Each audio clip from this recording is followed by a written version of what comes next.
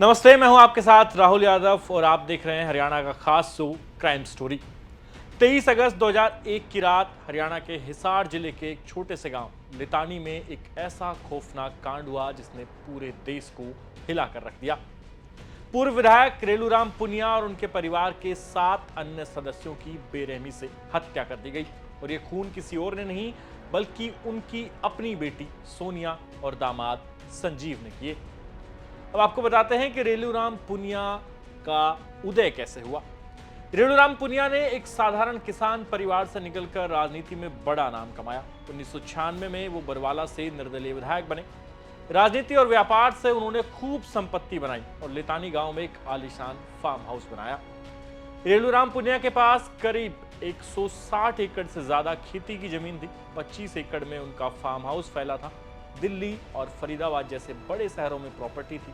रेलूराम पुनिया ने truck cleaner से शुरुआत की और फिर काले तेल के धंधे में उतरकर इस धंधे से बेशुमार दौलत कमाई और उनकी शान और शौकत के चर्चे अब दूर दूर तक होने लगे थे।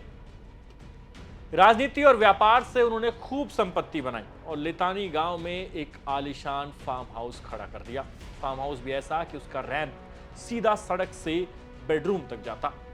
रेलूराम की दूसरी पत्नी कृष्णा, पहले विवाह से बेटा सुनील, बेटियां सोनिया और प्रियंका, सुनील की पत्नी शकुंतला और उनके 3 बच्चे, ये सभी उस आलीशान फार्म हाउस में रहते थे। रेलूराम की बेटी सोनिया को संजीव नाम के एक मध्यम वर्गीय परिवार के लड़के से प्यार हो गया।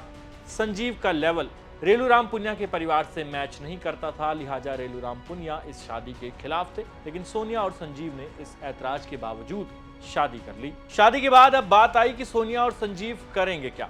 दोनों खिलाड़ी थे लेकिन उससे कुछ कमाई नहीं होती थी। यूं तो परिवार के पास बेशुमार दौलत थी, लेकिन सोनिया और संजीव को अपना कुछ करना था और इसके लिए चाहिए था पैसा। सोनिया ने अपने पिता से अपने हिस्से की प्रॉपर्टी की मांग कर डाली। पिता ने इसके लिए मना कर दिया और यहीं से पूरा खेल बिगड़ना शुरू हो गया। परिवार के भीतर अब तनाव गहराता जा रहा था। खासकर सोनिया और उसके सौतेले भाई सुनील के बीच संपत्ति को लेकर विवाद बढ़ने लगे। सोनिया ने अब ठान लिया था कि वो पूरे परिवार को रास्ते से हटा देगी। इसके लिए उसने योजना बनाई कि रात को वो अपने पति संजीव के साथ मिलकर परिवार के तमाम लोगों का मर्डर कर देगी। और फिर 23 अगस्त 2001 की वो रात आ गई जब सोनिया और संजीव मिलकर 8 लोगों का मर्डर करने वाले थे। 23 अगस्त 2001 की रात सोनिया अपनी बहन प्रियंका को उसके हॉस्टल से फार्म हाउस लेकर आती है और उसका जन्मदिन था, इसलिए जश्न मनाया गया हवेली में। और उसी रात उसने और संजीव ने परिवार को खीर में अफीम मिलाकर खिलाई और फिर लोहे की रोड से अपने ही परिवार के 8 लोगों की बेरहमी से हत्या कर दी। हत्या के बाद सोनिया ने खुद पेस्टिसाइड पीकर आत्महत्या करने की कोशिश की, लेकिन वो बच गई। गिरफ्तारी के बाद सोनिया ने अपना अपराध कबूल किया और संपत्ति विवाद व परिवार में उपेक्षा को इसकी वजह बताया। 2004 में दोनों को फांसी की सजा सुनाई गई। हाईकोर्ट ने सजा को उम्र कैद में बदला, लेकिन 2007 में सुप्रीम कोर्ट ने फिर से फांसी की सजा को बहाल कर दिया और अंततः 2014 में सुप्रीम कोर्ट ने दोनों की सजा एक बार फिर उम्र कैद में बदल दी, ये कहते हुए कि दया याचिका के माध्यम से फैसले में देरी हुई है। 2021 में संजीव कुमार मेरठ में नकली नाम से रहते हुए पकड़ा गया। रेलूराम पुनिया परिवार की हत्या भारतीय इतिहास का सबसे भयानक पारिवारिक हत्याकांड में से एक है। एक ऐसी कहानी है जिसमें लालच, उपेक्षा और रिश्तों के टूट ने 8 जिंदगियां छीन ली। आप जरा अंदाजा लगाइए कि एक बेटी अपने ही परिवार के 8 लोगों को अपने पति के साथ मिलकर मार देती है। पति कहता है कि उसके पास रिवॉल्वर में 6 गोलियां हैं, लेकिन हत्या 8 लोगों की करनी है तो कैसे संभव होगा। इस पर सोनिया सुझाव देती है कि फिर आप लोहे की रोड का इस्तेमाल करिए और फिर लोहे की रोड का इस्तेमाल करते हुए पूर्व विधायक रेलूराम पुनिया के परिवार के एक सदस्य को उस रात मात्र 2 घंटे में मौत की नींद सुला दिया गया। और फिर सोनिया ने नाटक किया। उसने कहा संजीव को कि एक रॉड मेरे सर में भी मारो ताकि ये लगना चाहिए कि मुझ पर भी हमला हुआ है। और फिर बाद में उसने कीटनाशक भी पिया। लेकिन ये पूरा मामला खुला कैसे? आखिर पुलिस इस बात पर पहुंची कैसे कि इस पूरे प्रकरण में जो असली गुनहगार है वो कोई परिवार का ही है? दरअसल हुआ यूं कि कोठी इतनी आलीशान थी, उसकी सिक्योरिटी बहुत तगड़ी थी, कोई भी कोठी के अंदर गया नहीं, ना कोई कोठी से बाहर आया। तो फिर आखिर इतनी बड़ी घटना हो कैसे गई और क्यों किसी को इसके बारे में पता नहीं चला? पुलिस ने जब गहनता से छानबीन की तो कोठी के अंदर एक चिट्ठी मिली। उस चिट्ठी में सोनिया ने अपने पति संजीव को लिखा था कि वो किस कदर योजनाबद्ध तरीके से परिवार को रास्ते से हटा देगी, इनका मर्डर कर देगी और फिर ये सारी संपत्ति उसके पास आ जाएगी। यानी कि इस चिट्ठी से पुलिस सोनिया तक पहुंची। फिर सोनिया जब हॉस्पिटल से बाहर आई, हॉस्पिटल से छुट्टी मिली, तो उससे गहनता से पूछताछ की गई, उसको रिमांड पर लिया गया।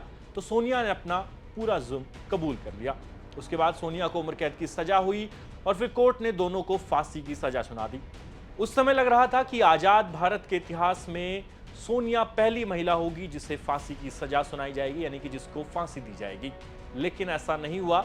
सोनिया ने अपनी जो पिटीशन है वो अलग अलग कोर्ट से जब रद्द हो गई तो फिर राष्ट्रपति के पास दया याचिका लगाई और प्रणब मुखर्जी ने उनकी दया याचिका को खारिज कर दिया। लेकिन इसके बाद सुप्रीम कोर्ट ने एक निर्णय दिया जिससे सोनिया और संजीव की जो फांसी की सजा है वो माफ हो गई और उसको वापस उम्र कैद में बदल दिया गया।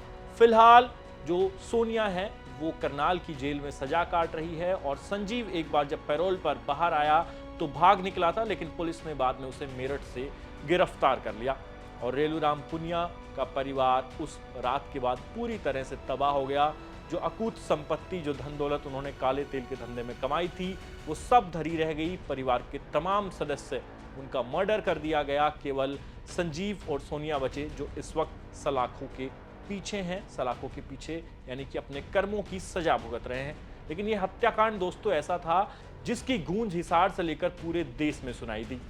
इस तरह का भयानक हत्याकांड दूसरे इस भारत में बहुत कम है। आप याद कीजिए बुराड़ी का हत्याकांड, एक ही परिवार के इतने लोगों ने आत्महत्या कर ली थी। उसी प्रकार से 8 लोगों के एक ही परिवार की हत्या ने पूरे देश को उस समय हिला कर रख दिया था।